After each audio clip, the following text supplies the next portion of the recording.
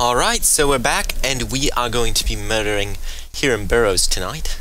And so, you know, it's kind of the end of an era, in a way, because he's the one who started this all. He's the one who kind of set up the assassination of our beloved Queen Jasmine. And now we're finally getting to be able to kill him, you know? We're thinking final boss type stuff, that sort of thing. I won't spoil it for you, although you all probably know what happens. But, without further ado, it's, you know, a very poetic level in that this is the first place that you were in the game. You know, you came up what I just climbed up in a boat. They mentioned that the hydraulics, the hydro system, whatever it is, the thing that raises the water, it's not working, so you have to climb up yourself. And it's nighttime instead of daytime, and just the entire area is completely changed. So right now we're kind of where, you know, Sokolov was painting, just completely different. And, you know, you can go over to where you and Emily played hide and seek, and you can see all this drastic change. And I just think it's a wonderful way that the environment kind of tells you the story. Because you have Hiram Burrows, who's this psychopath. Maybe not quite psychopath, but anyways, you know, he's incredibly paranoid, and so the entire environment's changed. It's nighttime. It's the setting of the story. So, you know, there was a dawn, the beginning of the story, and now, you know, it's nighttime. The sun has set. It's the ending. So the fight that began at the very beginning of the game between you and Hiram, when you didn't know that he was quite your enemy. I mean, he pretty much gave you a clue with what he was saying at the beginning, that he's kind of an asshole and wanted to kill Jasmine. And then you find out after, you know, he kills her, but that beginning is now coming to a conclusion. And it's shown in everything what's happened, because you started out in this nice, sunny environment. Nothing was wrong, everything seemed right. You were playing hide and seek with an innocent child, and now, you know, there's tall boys walking around, there's bombs going off, there's whale oil all over the place, there's barracks, there's crazy things happening, there's those electric gates everywhere, and you see how a madman has changed what was once your beloved home. And so that makes you kind of want to kill him a little bit more, because not only did he kill the woman that you probably loved and at least were sworn to protect, but he's also kind of destroyed your home and Emily's home. And for that, he just can't be allowed to live any longer.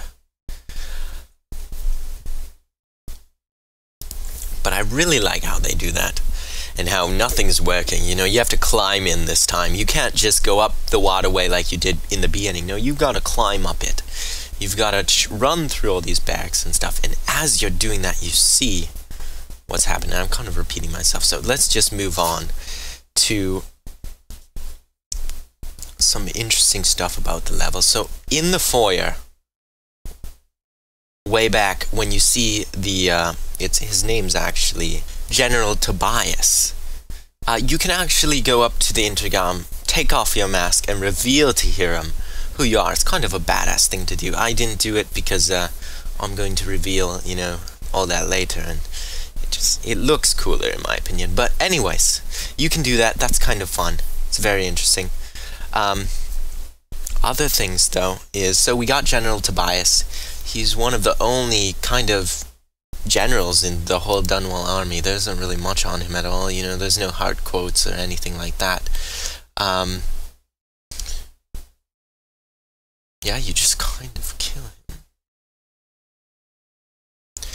You know, he discusses tower security, talks to you, Hiram, about you, but, you know, other than that, he's kind of just an interesting character. The other guy that's of note is the propaganda officer. So if you actually want to not kill Hiram and you want to do the non-lethal route, what you do is you run up the left side the other staircase, basically, because it doesn't really matter if it's left or right, east or west.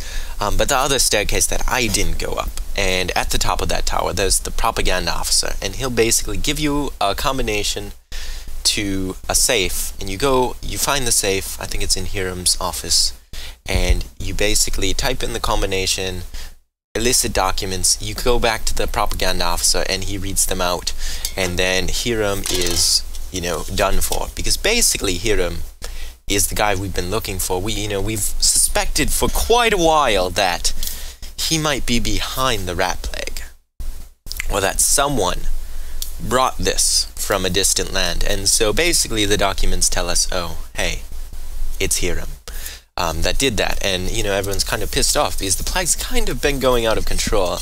Hiram's a little bit... It's a little bit odd that a very paranoid person would actually go to the trouble of doing that. But he does. And so, yeah, you've got the rat plague there. Basically, the officers and everything come out and they arrest him, and yeah, you beat the level. But that's not quite as fun as killing him, so that's what we're going to be doing. But the propaganda officer, he doesn't seem like he actually wants to be doing this. There's not much we really know other than that he's basically been talking to the loudspeaker the entire time. If you kill him, a woman will take over. Oh, so I guess that's something interesting. But yeah. And then you have Morris Sullivan, who is a really, really interesting character. So he's the interrogator, the executioner you see in the basement, who's beating a dead corpse with his dog sitting there, right? And so right off the bat, you're like, wow, this guy's kind of an asshole. He's, killing a dead corpse. Clearly not the kind of person you want to be around. So, what's the story behind this guy? Well, he grew up on the same street that Granny Rags grew up on. Not grew up on, but her apartment's on, Indoria Street. And basically, from the very beginning, he was very cruel. And he continued with that streak. He was born into a family that was afraid of diluting their blood, so they only married their cousins for generations. So his brain is quite underdeveloped, but his body is incredibly strong. The family was incredibly wealthy. He met Vera Moray, or Granny Rags, and became her apprentice even before she became Granny Rags. Alright, so, he worships the outsider in the basement of Dunwell Tower, which is kind of ironic. But, seeing as Hiram's deathly afraid of the outsider and everything. But you first encounter him in Coldridge Prison as the torturer, and he tortures you with a burning hot iron. So he's that guy from the very beginning, which this level has a lot of that. Is lots of going back to the very first mission. It's technically second mission, but, Coldridge Prison, basically. He has a habit of watching guards while they sleep, according to a note you can find in Dunwell Tower. And we've already gone over this, but he is immune to some of your powers, kind of like Dowd. Now, he's also mentioned in Granny Rag's journal, so I'm just going to take a moment to kind of go over that again. And I'll just read the whole journal to you guys, and this is just coming off the wiki site. Just so you can kind of see, he's alluded to, it's not necessarily 100% sure, but it is probably him, since we know that he was Granny Rag's apprentice. Of course I'll tell you, dearie. I won't keep any secrets from you in the end. All the dreary days of my life are like windows of a house. From the kitchen, I can see out into the garden where the leaves and stalks are brown and bug-eaten. You can see a little lump of dirt where something was wrapped in a blanket and laid to rest along the rows of twisting vines. The front room looks out into the street, where the neighbors are all setting fire to their homes, barricading themselves inside, warm and snug, dearie. Don't forget about the bedroom either. It sees into the dreary alley where hooligans are playing a game with an old man. The first two are hitting him with sticks, and the girl with them is kicking his dry old bones. Oh, to have those bones, to boil them in a pot. No one lives in my house anymore, dearie. No one you'd want to meet. When I lived there with my husband, we were fine. Fine people. Ver Moray, everyone would say. Your house is as grand as Boyle Manor. Better even. Your dinners are lavish and your parties are the best. When that young Sokolov came to paint my portrait, I was nearly still in my prime. Radiant, he said, and he was just barely a man. So young, painting all the best people across the land. Everyone wanted a portrait by his hand. All my friends. I was the only one, dearie. Wet with his paint. Glistening on the canvas for a pretty coin. But it wasn't all parties and paintings. My husband and I weren't always home. No, we traveled together, he and I, to the far ends of the Isles, beyond even, all the way to the red cliffs of Pandysia, to dig in the rock and crawl through the caves, holding up candles and squinting at the walls. Many precious things we came upon, but none so precious as the boy with the black eyes. Dearie, all those marks and bones carved so deep and polished so bright. I brought the old bones home, hid them from my dear husband. Then I learned to boil them and carve them myself. They made such good presents, dearie. The little mute boy took them home. He loved them so. All the time he came back with new bones for me, holding them up so I could see it in his eyes, even though his tongue was still. Granny, his eyes would say to me, carve these bones for me. Make me another present. And he went so far, all the way to Dunwell Tower. The real headsman himself now, my little mute boy and his shiny sword. Better bones were what I needed, you see. Better bones to carve and polish, scrape and gleam. My dear old husband was always tired. I made him soup, and then he was sick. Better bones was all. For my little mute boy, carved in the name of the one with the black eyes, and after my husband was gone, given away as birthday gifts. I didn't want to live there anymore. So now I'm old and don't have many to give my presents to. It's sifting through the garbage for Granny Rags, and feeding the little birdies that gather at my feet. No one wants to have tea, dearie. Especially those rude louts on Bottle Street. Slackjaw and his boys. Always meddling with this old woman, just trying to make her way. In the end, we'll be together with him, you and me, in the dreary night, with stars above and below, and always the one with the black eyes, dearie. Alright, so the little mute boy in that was probably the executioner. He is also mute, so that's why I say that. It's an interesting story. I could go on with that for a while because there's so many different things that is going on in that story. But we have to talk about Hiram Burrows because I've already finished the mission, so I'm actually just replaying a different playthrough. The beginning of this playthrough is exactly the same, and then it will be different from then on. But, so, without further ado, the main guy of the hour, the one we came to kill, the asshole who murdered our queen. So we don't actually know too much about his backstory. We know he's gone to the Pandysian continent, where Granny Rags went and saw the outsider. That's where he got the rats from. And that he actually released them without the Empress knowing into the poor regions of Dunwell because he wanted to get rid of the poor, which, seeing as the poor kind of feed the rich and help them stay rich, not really sure where his logic was going, but yeah, so he tried to do that.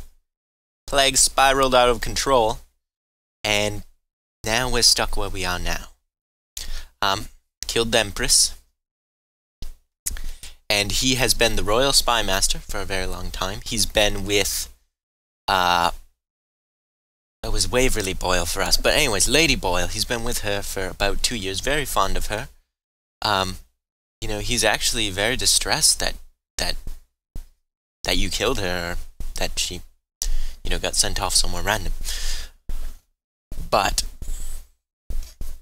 you kind of see his human characteristics coming out here, because the reason that he decided to do the coup on the Empress was because he saw that she wasn't controlling enough. She was letting all these different things kind of go. She was letting, you know, people have free will and stuff. She wasn't being as oppressive as he needed. He wants to, the heart mentions that he has kind of the need to have everything in order and organized, and so he wasn't seeing that happening in Dunwall. He was seeing more freedom than control and organization, so he killed the Empress so that he could, you know, fix a problem that he saw, which was that there wasn't enough city guard, there wasn't enough people dealing with the different gangs and all this sort of thing. So kills her, takes over. That's his reason for doing it. And it all started years ago when he was trying to root out traitors in the government. And this is when he kind of became at odds with the Empress, because his claim is that her very nature as a trusting person blinded her to the work of traitors that must move among them. And so he was distressed. He sought to control that problem, and she wouldn't let him. So he got rid of her. And now he is completely paranoid that those traitors are going to come for him. Which kinda, I mean, we're loyal to the Empress, but we kind of have betrayed Dunwall in a way. I mean, we are part of a conspiracy to overthrow him, who, to be fair, he had a conspiracy to overthrow our Empress, but, you know, I guess we could call ourselves one of the traitors. And we are coming to kill him, so he's a little bit, his paranoia is actually quite justified. Especially since, you know, we've gone and murdered most of his people. So, yeah. He also complains that Emily is undisciplined. So, not only does he not like the way the Empress works in general, being trusting, giving people, you know, second chances, that kind of stuff, he doesn't like how she spends a lot of time with the Royal Protector, in other words, us, and how she doesn't discipline Emily and lets her kind of, you know, do her own thing and figure things out for herself. He wants rigid rules, and that's what led to this entire thing. Which is funny, because the chaos that's going on right now in the tower is completely opposite to the control that he seeks, and yet he's caused that for himself. So, kind of an interesting note, but that's Hiram Burrows. That's who we're killing, and there isn't actually much more on him, you know. But he does hold the office of the Royal Spy Master, which is something interesting in and of itself.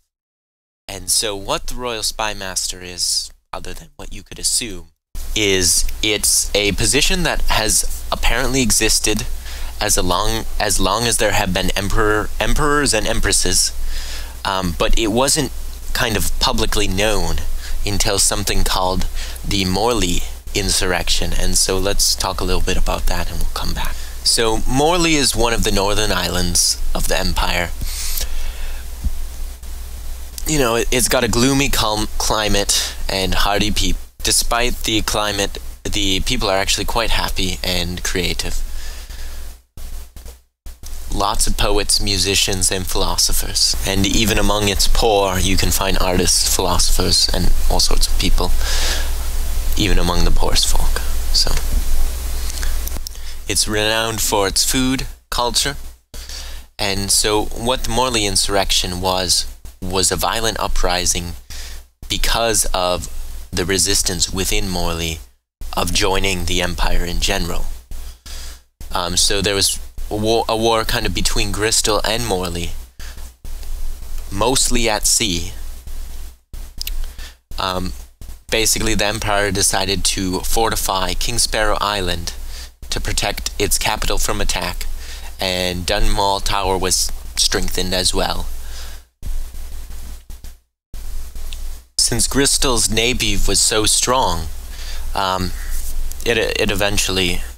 Gristle eventually won over Morley. The Morley rebels, they employed stealth tactics, so they went into the sewers, attempted assassinations on the Emperor, which is why the Royal Protector position actually was invented, was to kind of prevent from these things happening. So even after the revolt ended, the citizens of Morley would still continue to have kind of this pro-independence feeling. So they want their independence still. So because the Royal Spymaster was he played such an incremental role in ending the insurrection, his office kind of became known to the public at large that there was, in fact, a Royal Spymaster.